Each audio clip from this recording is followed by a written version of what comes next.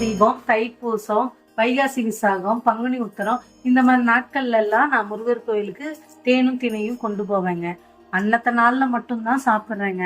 நான் மற்றவங்களுக்கும் அதே மாதிரி அதை கொடுத்துட்டு வருவேங்க.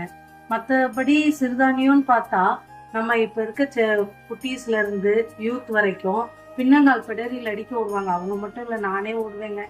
ஒரு சிறுதானியத்தை சாப்பாடா செஞ்சு சாப்பிடுங்க அப்படின்னு சொன்னா அந்த சாப்பாடு எனக்கு உள்ளேயே போகாதுங்க. மருந்துக்காக சாப்பிடுவோம் அப்படின்னு சொல்லி வயசானவங்க இல்ல ஏதோ ஒரு வியாதினால இருக்கவங்க அதை ஈஸியா எடுத்துக்கணும்ன்றதுக்காக எடுத்துக்கிறாங்க. கட்டாயத்துக்காக தான் எடுத்துக்கிறாங்க. அவங்க டேஸ்டுக்காக சாப்பிட்றதே இல்லைங்க. ஆனா டேஸ்டா வேணும் அப்படின்னா நூடுல்ஸ் இருந்தா பிள்ளைங்க திரும்பி பார்ப்பாங்க, இன்னும் கொஞ்சம் வைப்போமான்னு. அப்படிப்பட்ட நூடுல்ஸ் நம்ம கிட்ட இருக்குங்க. பாத்தீங்கன்னா ஸ்ரீ லட்சுமி அம்மா நூடுல்ஸ், அதுல வெரைட்டிஸ் எல்லாமே சிறுதானியத்துல இருக்குங்க. மைதா மிக்சிங் இல்லாம கோதுமை மட்டும் போட்டிருக்காங்க. அதாவது சிறுதானியமும் கோதுமையும் சேர்த்திருக்காங்க. அந்த இழுவை கிடைக்கிறதுக்காக கோதுமை சேர்த்திருக்காங்க.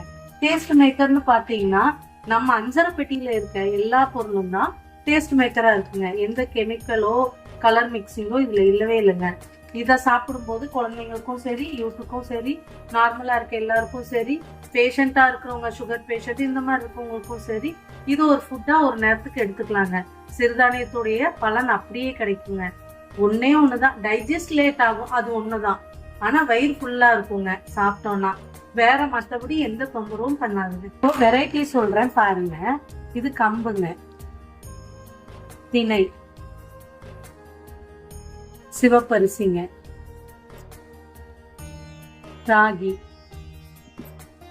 சோளம், முருங்கைக்கீரை, சம்பா கோதுமை, சாமை, குதிரவாளி,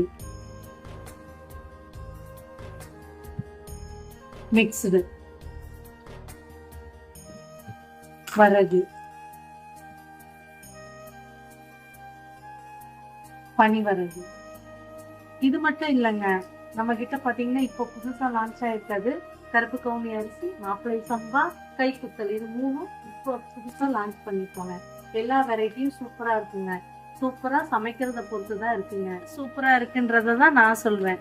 சமைக்கிறது அவங்கவுங்க அம்மாவும் வீட்டுல இருக்க பெண்களும் சூப்பரா சமைக்கணுங்க. சமைச்சிங்கன்னா இன்னும் சூப்பரா இருக்கும். ஃப்ரைட் ரைஸ் கடைக்கே போக மாட்டாங்க. அந்த அளவுக்கு வீட்டுல செஞ்சு கொடுத்தீங்கன்னா நல்லா சாப்பிடுவாங்க. சமைச்சு பாருங்க, சாப்பிட்டு பாருங்க.